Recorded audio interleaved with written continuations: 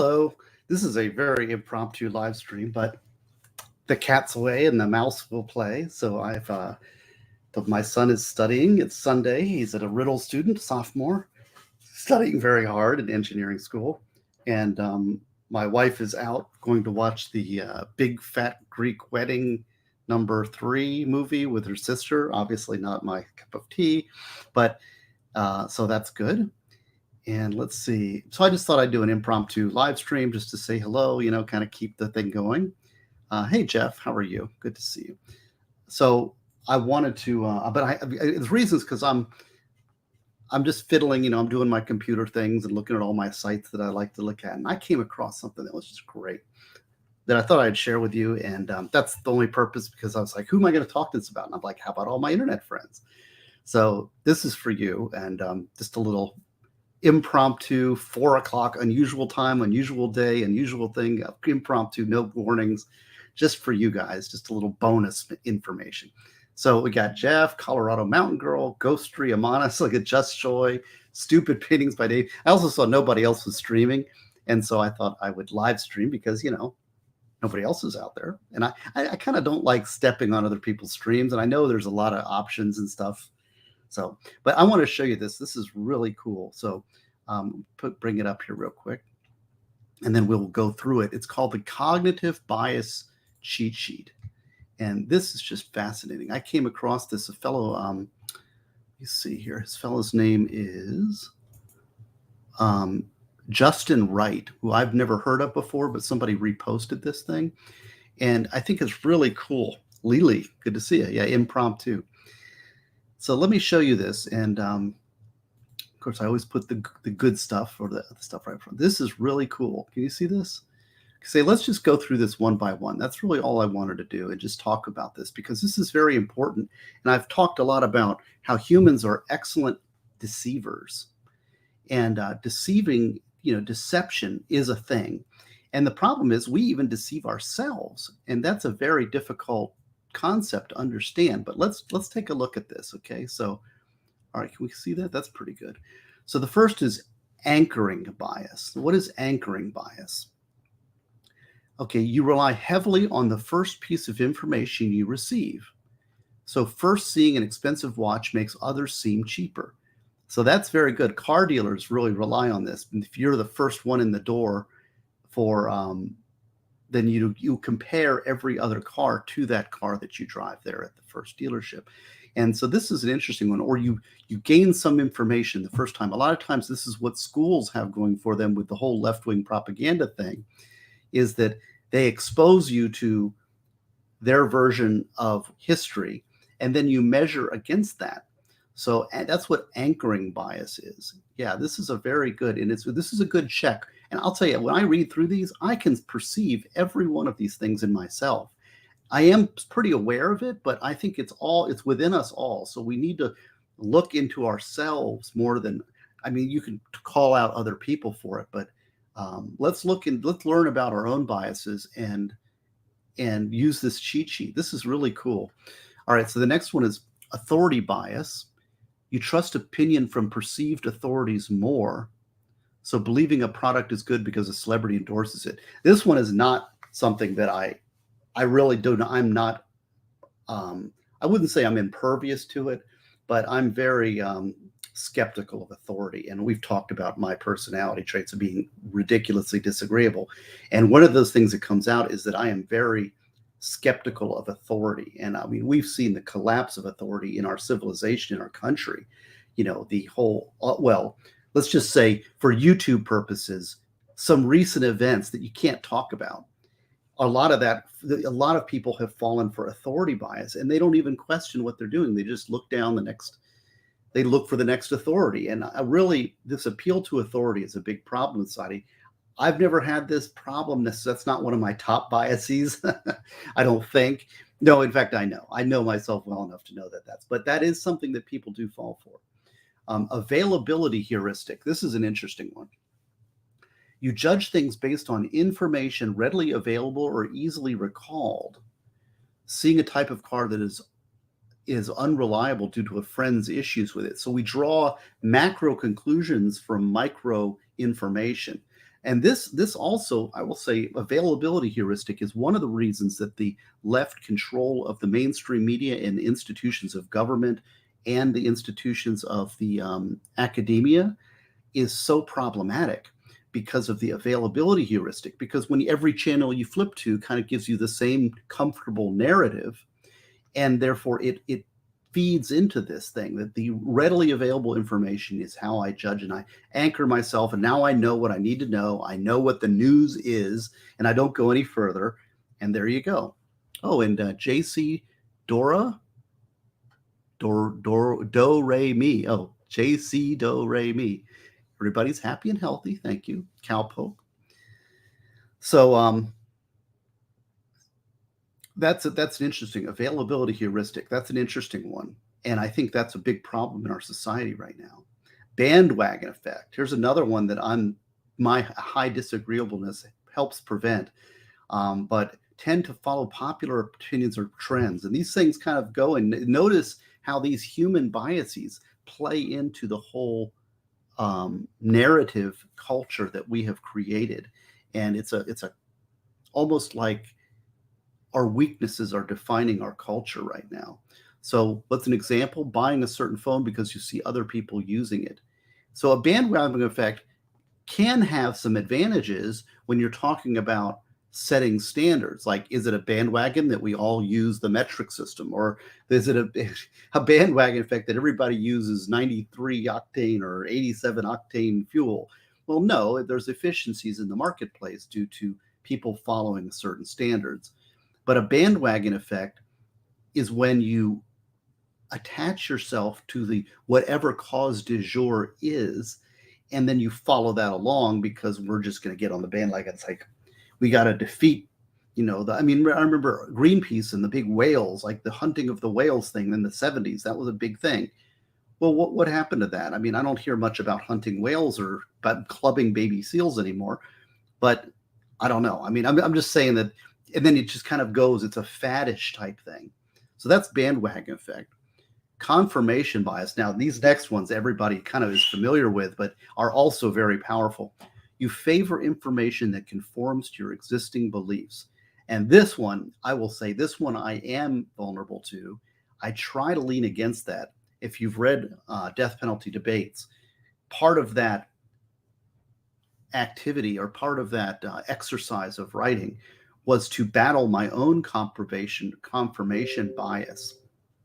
And if you want to know where you can get the cheat chart, it'll be at the end. You'll see where you can get it. All right. Yeah. So confirmation bias is something we are all susceptible to. And this is where humility, I mean, if you read Prepare, I talk about conscious humility.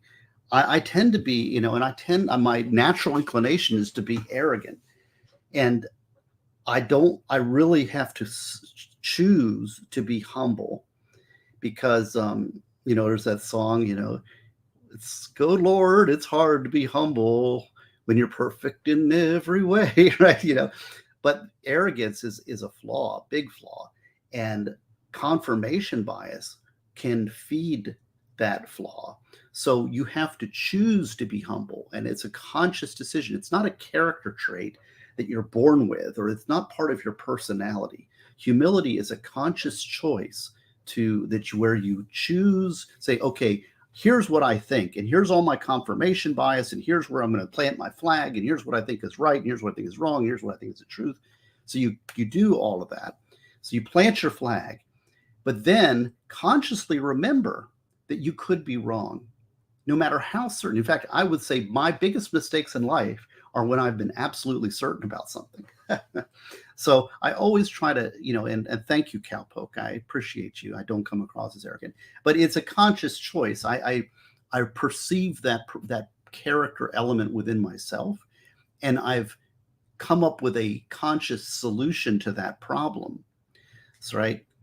Well, thank you, Cowpoke. You're a good person. Thank you very much. But it's we're not slaves to personality. We're slaves to our unconscious. That's why I struggle mightily to look inward and to recognize who I am and what my biases are. and recognize where my weaknesses are and then lean against those weaknesses. So you're going to have your own set of weaknesses. Try to be conscious of those. Be honest with yourself about what your weaknesses are, and discover a conscious strategy that you can implement that will check you against your natural weakness. Valhalla, thank you. Valhalla awaits. Just a little surprise live stream, and what do you know? Here he shows up, the wrench of the gods, Valhalla. um, so that's confirmation bias. Dismissing data that questions our favorite diet's effectiveness, right? So, and this goes, and confirmation bias is definitely one that I have to always be wary of. And there's that one. Okay. Always watching, right? Mrs. K. Griff. Good to see you, Mrs. K. Griff. Always good to see you. And Rabbit. All right. So but aren't these, I mean, I recognize all of these things. I mean, I can see these weaknesses. Now, everybody loves to know the Dunning-Kruger effect. And they love to, because they feel like, oh, I know one of the cognitive biases. And it's a brilliant, I love this. And I've cited it on a couple of my books, I think, and we all like it. That is, you overestimate your ability when you know little about something. And I'd scratch that when you know little about something. We always overestimate ourselves and our own ability. Maybe this goes hand in hand with confirmation bias. So thinking you're an expert after reading one article on the subject. So what they've done is they've measured, like, there's a bell curve of intelligence, right? And, on the bottom end are the 80 IQ, and on the top end are the 130 IQs or whatever it goes. And then there's tail ends that go really low and really high. But, and then the 100 maybe is in the middle. But you have a range of intelligence.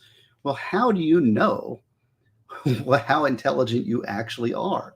How do you know about, where you fall on that curve? So you really need, that's something I think that you need to, well, I will say that I recognize this in others, in a lot of my clients, for example, who overestimate their legal abilities and think they really know what they're talking about when they don't know anything. They are so ignorant, but they are readily confident.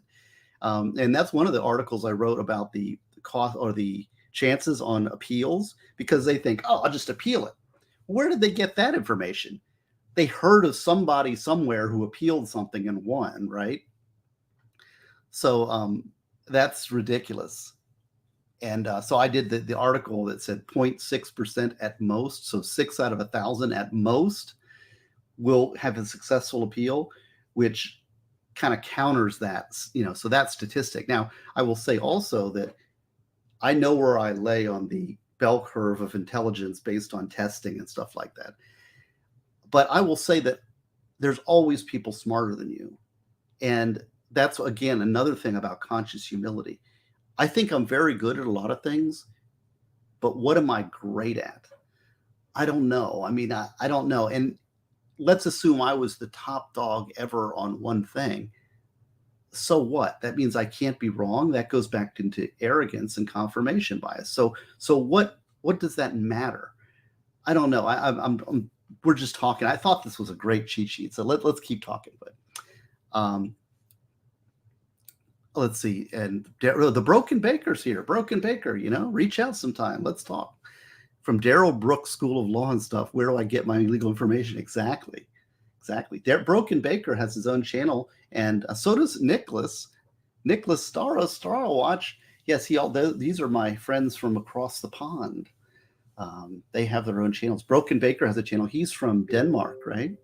I got to meet him when I saw the MLS Law Nicholas Starro drunken stream with MLS Law. So good to see you in the chat. This is just an impromptu stream. I came across this cheat sheet and I thought it was great, and I wanted to share it with y'all. And it will be at the end. I'll show you where you can get this. So we know the Dunning-Kruger effect. I've heard the chat loves to throw that out there, right? Here's another one. Endowment effect. You value things more when you own them. Boy, am I susceptible to this one. In fact, I'm conscious about it, but I play into it. I am definitely a endowment effect sucker. Trying to sell your house above market value because it's yours. Well, I will say a lot of it goes into guitars. My guitars are the best. So that is one that, like, my opinions, I love stickly furniture, which, mission style furniture, arts and crafts movement furniture. And I love arts and crafts movement style. And I love certain vintage guitars. I have very strong opinions on guitars, Martins, Fenders, Gibsons. And I love Spectre basses and what else? I'm very biased towards American made Sunburst instruments. And look, that's my endowment. And I think those things are worth more. Now, I'm a big Subaru fan. I'm brand loyal to certain things. So I recognize the endowment effect is strong in me, but I don't know how much that really hurts me. Endowment effect. Let's look at Nick. Let's see. Funny. I thought those guys would, I finally reached the 666 number, but I've been married 25 years, so what does it matter, right? All the girls are shopping for those numbers. Ladies, you need to edit those down. Most guys are not those things, and the ones that are married, maybe. But anyway, endowment effects. False consensus effect. You overestimate how much others agree with you. Here's another one that I am definitely susceptible to. Assuming all your friends will like your preferred restaurant. Of all of these, that's probably the one I'm most susceptible to and the most unconscious of. Like, I know these other ones, like endowment effect, I live with it and lean into it. And confirmation bias, I'm very on guard about that. But false consensus effect, I have that problem personally. Like, when I meet somebody, I think, oh, you're going to agree with me. And, maybe my death penalty opinion or my political opinion or whatever my opinions may be. And I have lots of opinions, as you well know, about a lot of things. And when I meet somebody that doesn't agree with me, it's always a little taken aback. Like, what do you mean you don't agree? Then I want to start convincing them. Oh, look at this. Oh, we got law of self-defense. See, look at you, all you guys coming in. This is an impromptu Sunday live stream. And while law of 666 club, right? We're in the 666 club, but we're with both happily married man. So for you ladies, you got to find your own. I'm going to start my first class in American law courses. Criminal procedure is going to be Wednesday. So sign up you go to my website, stevegosney.com, and you'll see americanlawcourses.com/Steve. And you can sign up through there and you can take my class. It's 14 weeks, an hour and a half.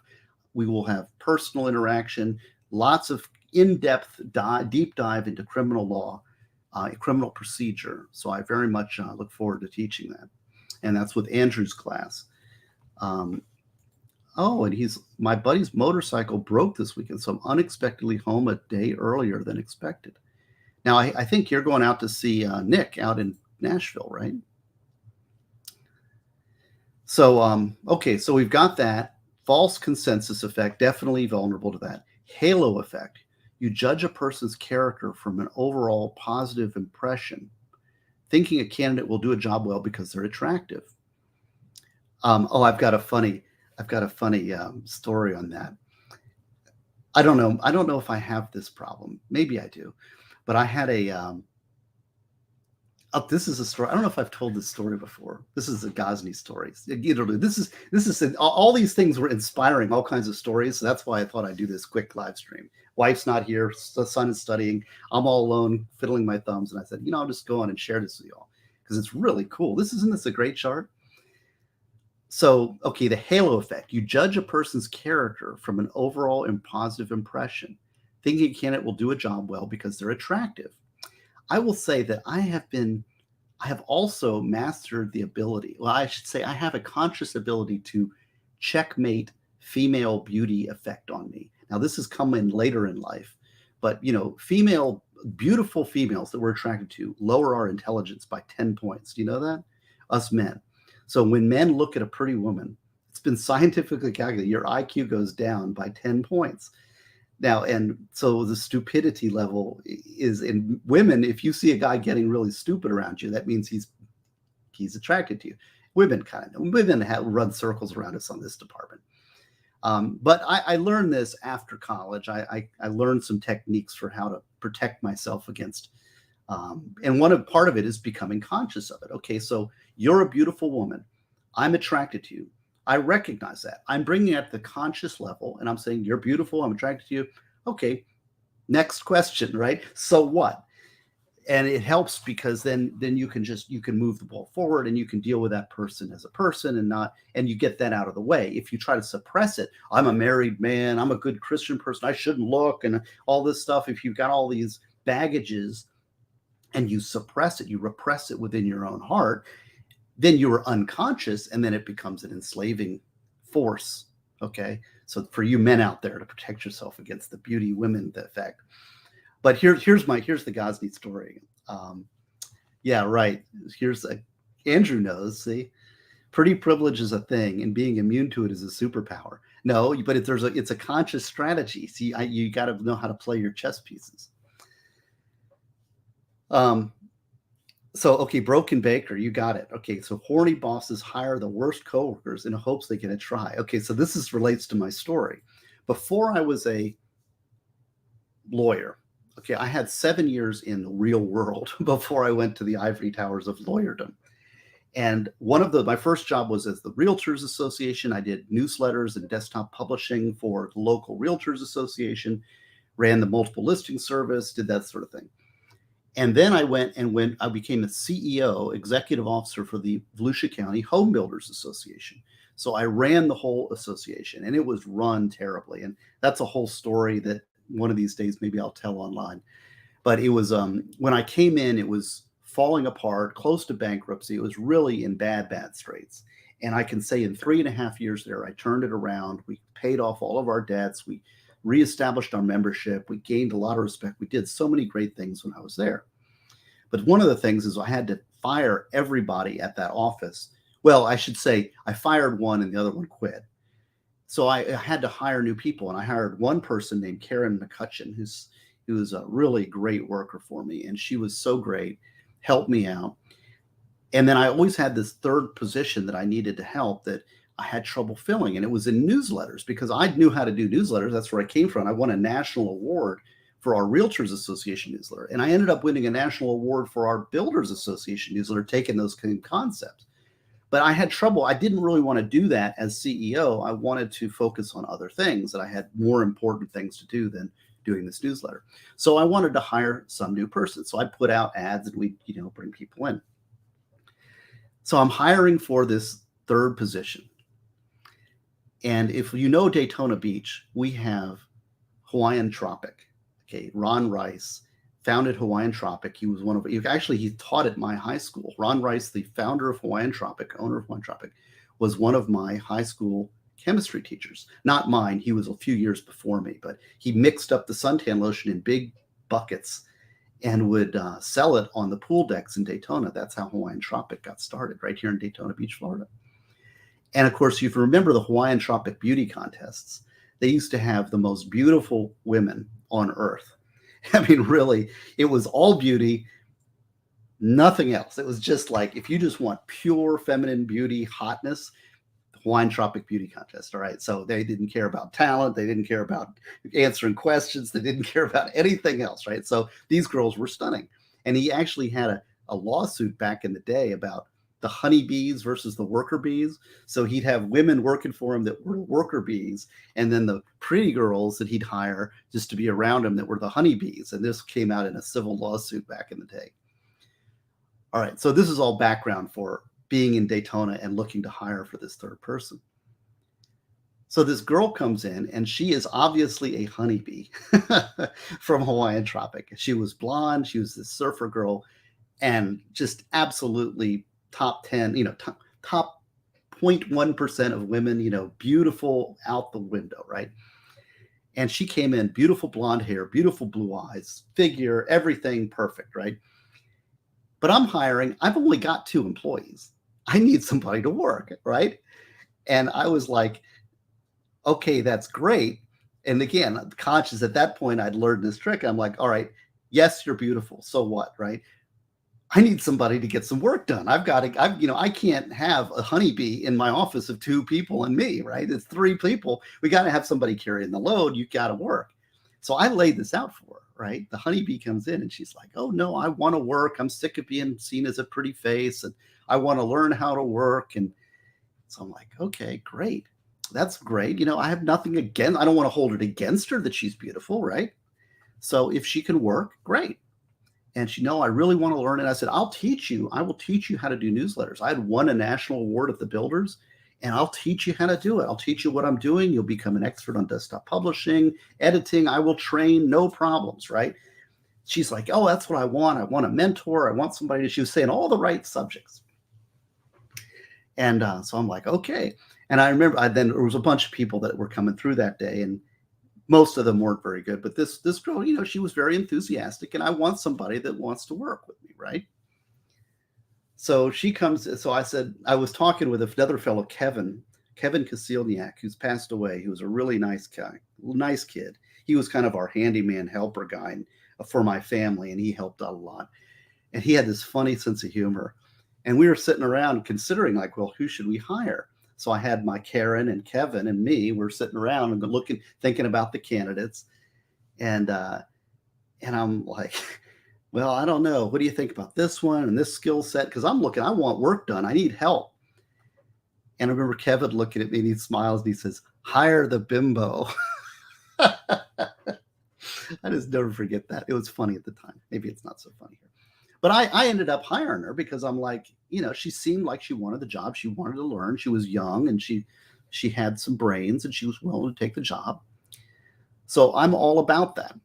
So I hire her in and she comes in and I remember I was like, okay, I'll sit you down. I put her on the computer. I actually started like laying down the work, right? Right. And I remember her looking and I was like, I got work. I had so much other work to do that I'm just like, you learn this subject. Tell me what you need. And she was so quiet, so quiet. Let me tell you, she quit first week because she's like, I didn't know this was going to actually involve work. I mean, she really enjoyed being the honeybee. So, I was very honest. I was completely honest. I said, look, I understand you're beautiful and all that, but I need work done. I don't have time. Anyway, that's my honeybee story. So what does that come back to? Halo effect. You judge a person's character from an overall positive impression. Maybe I fell for the beauty thing. I don't know. I don't think so though, because I really needed somebody to help out. So did I think she was going to do a job well because they're attractive? I don't know. Anyway, I got a good story out of it. So that's all right, so that's that. Let me see then. We got to move it down a little bit. Let me see. Okay. Move this down. Yeah, here we go. Let me move it. All right, so here's some more of these. This is pretty good. Isn't this a great little sheet? See, and you can get it. Justin Wright is the guy, and he's on LinkedIn here. So Justin Wright is who did this. He's out of Arizona. He's some kind of counselor, but I thought this was so brilliant. Okay, illusory correlation. Oh, this is all these things. Illusory correlation. You mistakenly believe two unrelated things are connected, believing black cats cause bad luck, right? This is so good. This is something we deal with in the criminal justice system so often. The human mind wants to create connections and patterns into things. You will create patterns. It's kind of like when you look into the woods and there's two lights and you see eyes. Human beings are naturally attuned to eyes and faces, and will create faces on the moon, faces on the Mars, faces everywhere we look. There's faces.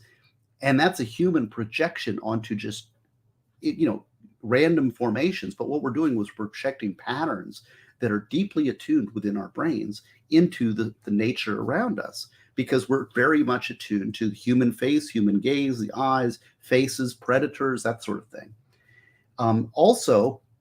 It's also genetically bred into us over time, because the people that made correlations survived, whereas the people that did not make correlations were killed off by the alligator at the old fishing hole, right? So you're in the you're in the swamp and, you know, Zug Zug, the caveman next to you, gets chomped by the alligator. You're like, okay, that area is where the gators like to chomp. So you avoid that area. You survive. The person who doesn't make that correlation gets chomped just like the other alligators. So eventually, all the cavemen who didn't make the correlation are getting chomped. So that is a illusory correlation. The problem is that, okay, so we are bred to make these connections, and those connections, even if intuited and not supported by facts, are still sometimes useful. Let's say they're useful 51% of the time. Over the generations, that will breed out the people that did not make the connection.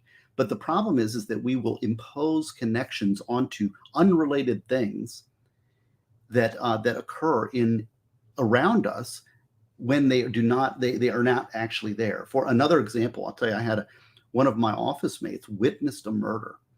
Yeah, just right down. He was at lunch, right, going to the 7-Eleven or Mini Mart right down the street from us, and he saw this guy chasing this girl, and he's walking, and this was just like last year, and the woman got shot dead.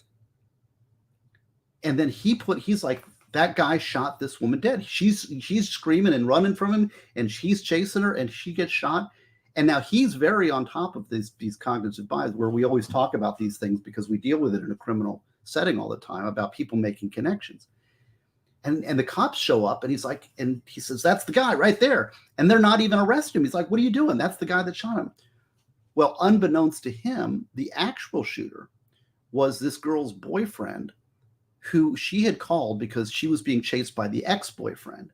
And she called the new boyfriend to bring some muscle. And the new boyfriend shows up at this scene and shoots, trying to kill the chaser guy, but misses and hits his girlfriend, killing her. And then he took off. But he put those things together. Am I muted? Am I muted? Bob, am I muted?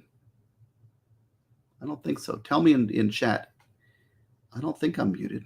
Nope, not there, not there. Okay, Broken Baker says no. Okay, so Bob, APAC, I think it's on your end. Can anybody else on Rumble tell me if I'm muted? Oh, look, Rose's sidecar. Fun to door, Brandy, right? No, just you, Bob. I'm sorry. So, yeah, so that is illusory correlation.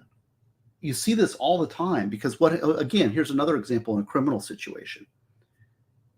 You know, you're just as sort of as a natural thought pattern. You see somebody who's running and then they get shot, and you see somebody flee. Oh, well, that guy shot, right? You make that natural connection. You create a memory. And this goes a lot to memory creation too. You will actually create a memory. I saw it because I remember it when actually your mind created that memory. This is a very difficult thing in courtrooms because people firmly believe that they have actually created a real memory that they can remember. I sit here right now, I can firmly see it. And this is what happens a lot of times when they first get witness statements. They're unsure of themselves. And then they become more sure over time. Well, there is no logical reason why you should become more sure of a memory over time, except for illusory correlation. Okay, negativity bias. You focus more on negative events than positive ones. Here's another Gosney failing. Dwelling on one negative comment in a sea of compliments. Oh boy. See, and like, you guys are so sweet to me in my chat, and it really is nice. And I thank you very much for that. But I'll tell you, I've had a couple people who I've had just a couple little negative experiences that really takes the wind out of my sails. And I can't think, when I look around, I know how nice you are to me. And I'm very humbled by it because I'm old enough that I'm a little bit immune to the puffy head part of that, I think. So, but keep it coming. I'm not against it. But when I got the negatives, it really took the wind out of my sails, and and I recognize how nice you all are because I can compare it to other people who sometimes get a lot more negatives than I do. I don't know. I am very sensitive to negativity, but that's the problem. One of the reasons too that I praise others is because there's so much negativity in the society that we need to overcome that. I had a great professor named Dr. Elizabeth Dersheimer, and she was at Stetson. I went some postgraduate classes, and I actually have my teaching credential in history. A lot of little details. I was thinking about becoming a history teacher, and I lasted one day in the high schools and said, "Nah, not for me." But during that, getting my teaching credential, I had to take some education classes, and one was called General Methods of Teaching. Dr. Elizabeth Dersheimer at Stetson, and she talked about this as like orange cards and blue cards. And for every orange card, you got to give them 3 blue cards, meaning for every negative comment, you need to give 3 positive comments or more. So, and when you're dealing with children and you criticize them, it's powerful. So you got to be very judicious with your criticism and very generous with your praise, because otherwise you can crush somebody. So this is the thing. Always, whenever you're talking critical, try to recognize something positive. And it's not just saying, "You're so nice, you're so pretty," that sort of thing. That's not what I'm talking about. I'm talking about specific praise. I like the way you constructed this sentence. The way that you formatted this is very well, something specific that goes to their particular talent, that isn't just an innate quality. Like, "You're so pretty." Well, a lot of girls get that pretty thing. And some of it is okay. Yes, some of it they're responsible for, but sometimes not. And it's not really, it's kind of an ephemeral quality that it's hard for the girl to control, when it is opposed to, "I like the way you were so kind, the way you praised that person," or I like the way that you were quiet when you were gentle and polite when somebody said something that you could have talked. Being very particular and specific and rewarding that good behavior. So here's Jonathan. Good to see you. "People usually say that negativity bias is good for survival, but bad for modern life." Yeah, I think so. And especially the internet. You get a couple negative people that can really destroy a stream, or destroy a channel or an organization. There's a lot of negativity. It's really not good. And yes, you're right. I'm saying the negatives are there, and it's important to point them out, but always outweigh them with some positives. All right. Yeah, and this is true too. Carlos is exactly right. I think you talk about witnesses, and they make them repeat what they remember so often that they remember better what they often said. Sorry for the English. Right, that's right. And this happens a lot this happens in witness identification off of like photographs. And they have the photo lineups. There's got to be very tight controls on photo lineups.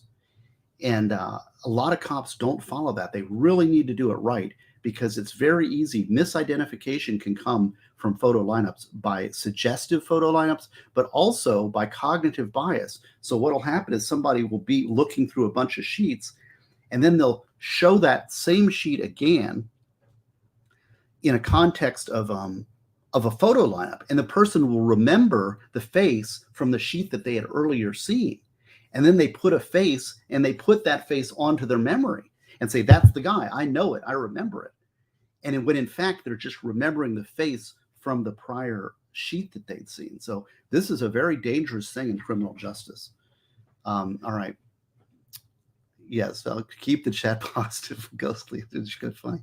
Yeah, we've got Valhalla and Rose as my wrench enforcers. Although they don't have to work too hard on my channel. Most of my folks are very kind. The only one that I had is when I had that Ukraine stream, just talking about Ukraine and Russia, which I'm just trying to put some facts out there to hang, because there's so much propaganda. And there were some people in there. I believe they were Russian trolls, Russian bots, people in Russia, or propaganda Russia people, who were trying to figure out which side I was on, when I'm not on any side. I'm just trying to figure out what the facts are.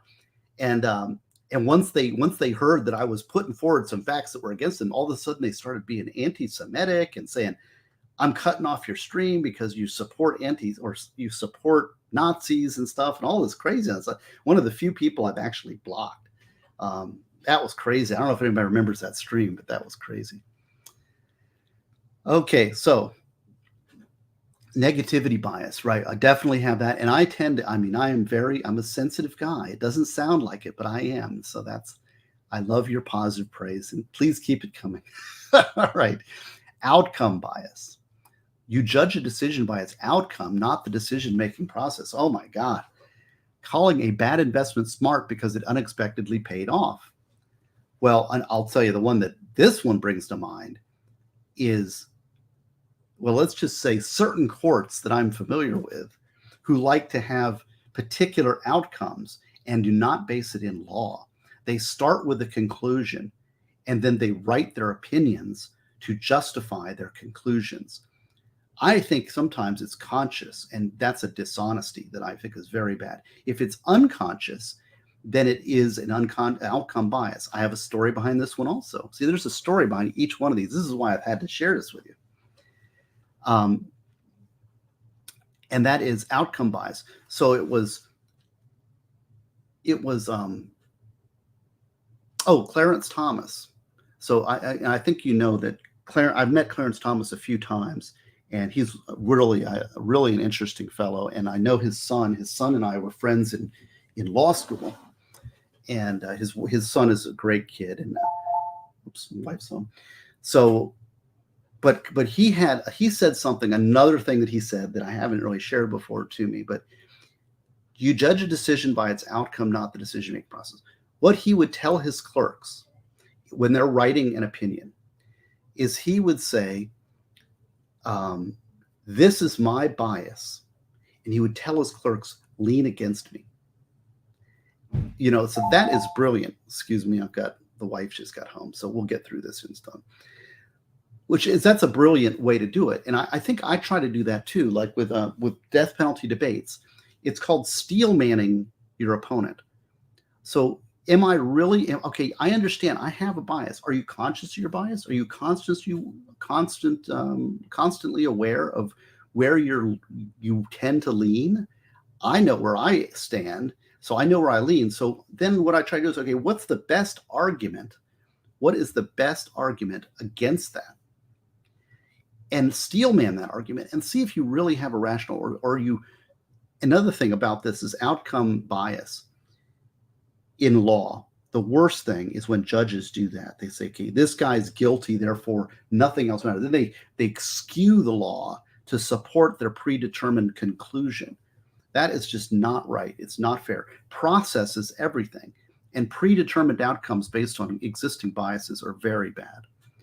So that's that one. Okay. Recency effect. You give more weight to the latest information or experiences. Oh, another excellent, isn't this excellent chart?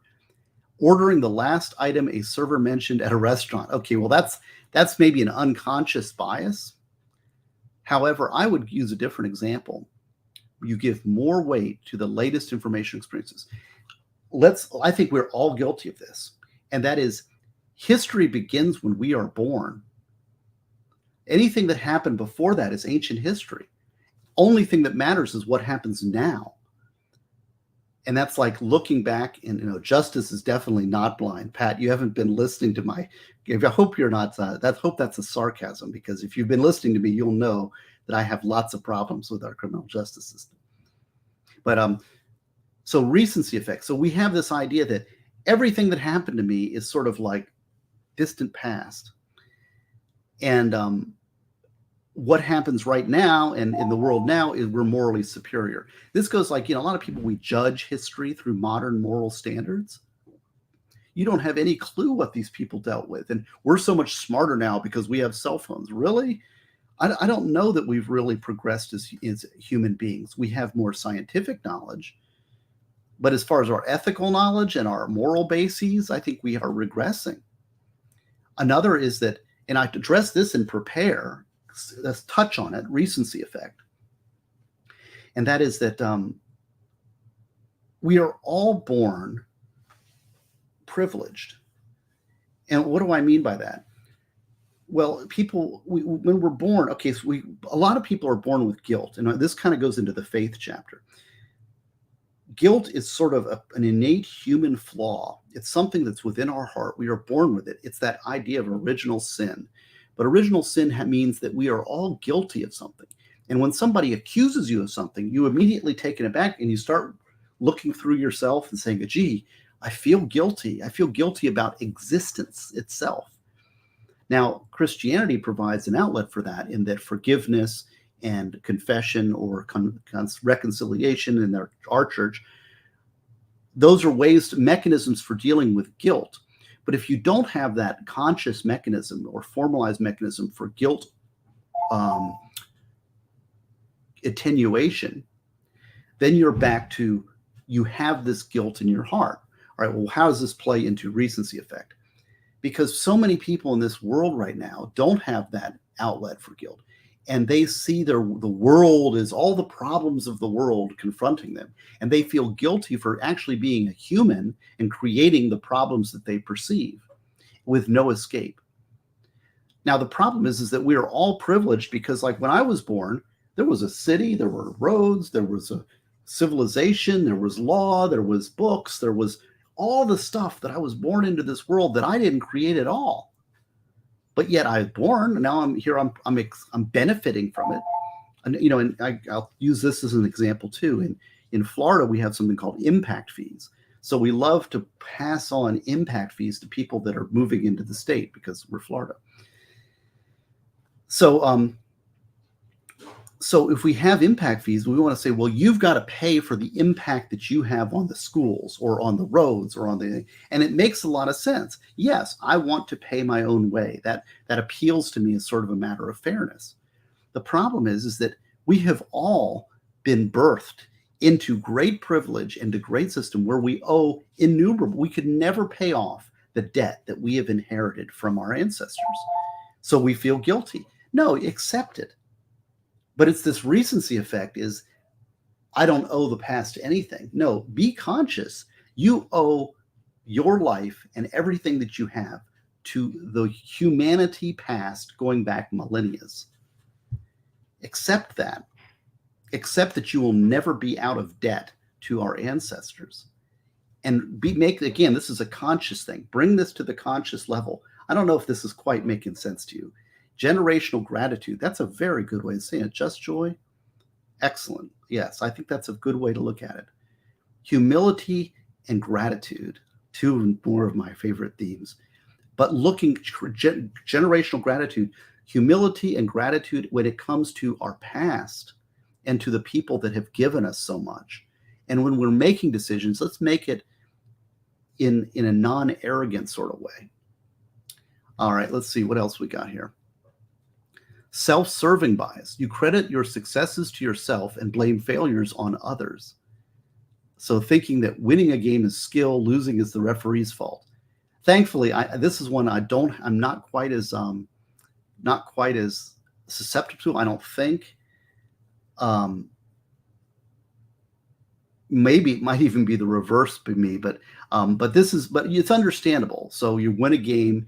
This is a gambler's mistake. See, I'm not a gambler at all. But this is a gambler bias oftentimes, is that of all the crummy luck, right? Like I had this book, it was called How to Take a Chance. When I was a kid, I used to read it all the time. And there's this guy and he's this little cartoon, and he's like, I think I've figured this game out. He's like, all it takes, yes, it's perfectly logical. And he's like smoking his cigarette, scratching his chin and gambling on the casino. And he's thinking, oh, I'm winning and it's all skill and I've got it all mathematically figured out. And then he loses it all, right? And then he's like, of all the stinking crummy luck, and he's kicking things. And it was funny. So he's all, oh yes, I'm so smart. I've thought all these wins are skill, and then he loses. So that's an interesting one. Self-serving biases. Spotlight effect. You think others notice your mistakes or appearance more than they do, assuming everyone saw you trip over a curb. And this is another one. So human. And actually, it's also highlighted in Prepare about we are trapped, we are embodied creatures. We only see the world through our own eyes and within our own body. So we are embodied. And so the world naturally revolves around us. Now, as a children, everything revolves around them, right? Their world is right there. As we grow an adult, we should grow away from that a little bit. But it's still inherent in the human condition that we feel that everything, we're very conscious of how others perceive us, how we're being perceived, and every little mistake that you do is being noticed. When in fact, what the problem is everybody in the room is probably doing exactly the same thing, and they aren't paying attention to you; they're paying attention to themselves also. So this is it is a fallacy of it's a bias, it's an effect that it's just sort of almost innate in our embodiment that we think the spotlight is shining on us all the time.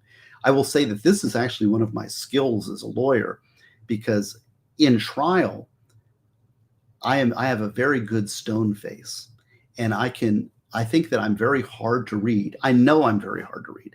My son has a hard time reading me sometimes, and I will make jokes, what I think are funny, and I know that my jokes aren't that funny, but I'll make a joke, and it's sort of a sarcastic or sort of and he'll look at me and he'll say, "Are you serious, Dad?" Because even my son doesn't. I mean, he's a great people reader, but sometimes he can't read my expressions or my face. I have a good stone face, so so that's something. And you've got to know that the spotlight is on you. And something I've learned from watching these trials on the internet here with the different people is how much the jury is paying attention to the defendant sitting at that table and their reactions. And so that's an interesting question there. Spotlight effect. Okay, sunk cost fallacy. Oh my God. Final one, and we'll wrap it up. But this is either perfect timing. You stick with something not working due to what you've already put into it. Watching a bad movie to the end because you paid for the ticket. Sunk cost fallacy. This is one that my brother falls for all the time. And Mom, I'm talking to you. It's like you don't create. It's also a Marxist theory of value. It's called labor theory of value. That the more work you put into something, that gives something value just because you've spent a lot of time onto it. Or not knowing when to cut your losses is kind of another one. The fact is you put all this time and effort into something that's not worth it. And it's like, I've just got to get through this because I put so much time and effort.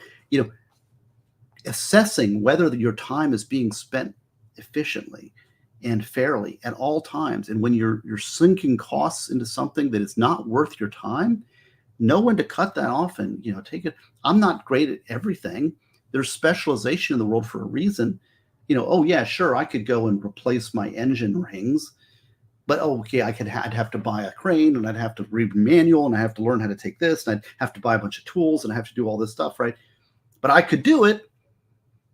And so once I get into it and I buy all the tools and then I run into a thing, I mean, you could spend so much time and effort to do something where I could just take it to a shop, pay somebody a couple $100, they'd fix it, and it'd be over with. So assess your value of your time. Again, another prepare concept. And that is the moral obligation for using your time wisely. Moral obligation for using your time. The White Rabbit is here. Hey, the White Rabbit. Good to see you. So that's sort of it. And so this isn't that a wonderful little thing? I think so.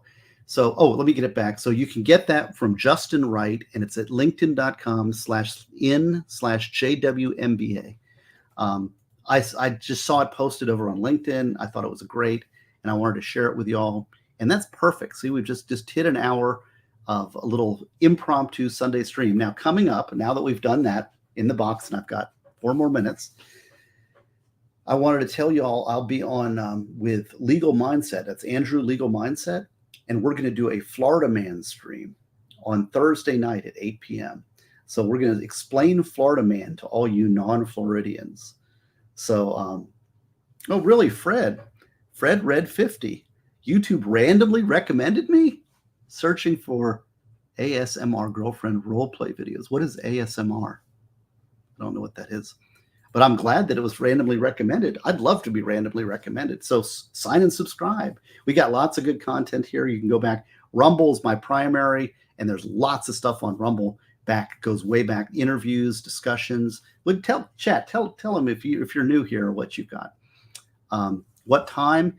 Yeah, so it's going to be Thursday night at 8 p.m. Eastern Standard Time. It'll be me and Legal Mindset, Andrew Legal Mindset. I think it's going to be over on Andrew's channel. I might try to dual stream it. If I can't figure that out, it'll just be over there. But what is Florida man? Come on, that's the question. We're going to answer it for you because we're both Florida men. Thank you, Just Joy. Very nice. So anyways, so that's good. Any other questions from the chat? Steve at that, yeah, funny.